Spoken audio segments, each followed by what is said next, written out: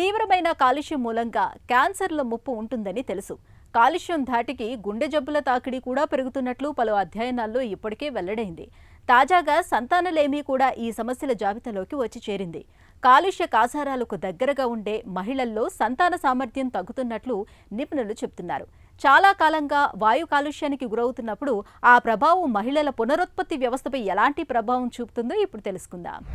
గర్భధారణ సమయంలో కూడా వాతావరణం కూడా శుభ్రంగా ఉండేటట్టు చూసుకోవాలి.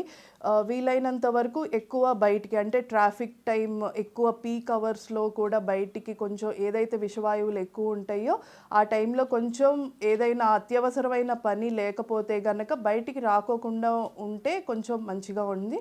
ఒకవేళ బయటికి వచ్చినా కూడా కొంచెం మాస్కులు ధరించడం వల్ల, మెయిన్గా N95 మాస్కులు ధరించడం వల్ల కూడా ఆ గాలిలో ఉండే ఆ రసాయనాలు కూడా మనకి కొంచెం లోపల ఊపిరితిత్తుల్లోకి వెళ్ళకోకుండా మనం నివారించుకునే అవకాశం ఉంటుంది. అట్లాగే పౌష్టికాహారం, గర్భిణీ స్త్రీల్లో మంచి ఆహారం తీసుకోవటం వల్ల కూడా రోగనిరోధక శక్తి అనేది కూడా పెంచుకోవచ్చు.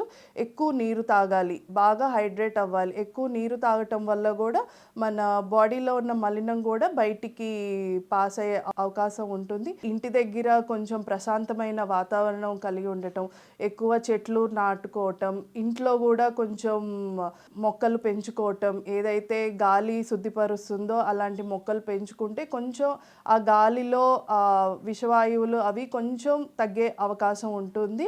అండ్ ధూమపానం చేసే వాళ్ళ దగ్గరికి కూడా వీలైనంతగా దూరంగా ఉండి అవి పీల్చుకోకుండా ఉంటే కొంచెం మనం దీన్ని తగ్గించుకునే అవకాశాలు ఉంటాయి. అట్లాగే నీరు కొంచెం ఎక్కువ తీసుకోవాలి. క్రమం తప్పకుండా వ్యాయామం కూడా చేయాలి. అండ్ వీలైనంత వరకు కూడా మనం వాహనాలు కూడా కొంచెం తగ్గించుకొని పబ్లిక్ ట్రాన్స్పోర్ట్స్ కూడా వాడుకుంటే కొంచెం ఈ గాలిలో ఉండే ఆ విషవాయువులు కూడా కొంచెం తగ్గించే అవకాశం ఉంటుంది.